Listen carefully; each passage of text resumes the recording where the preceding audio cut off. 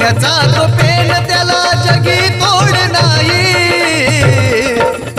त्याच पेनानं विमान उभी लिहिली लोकशाही, त्याच पेनानं विमान उभी लिहिली लोकशाही.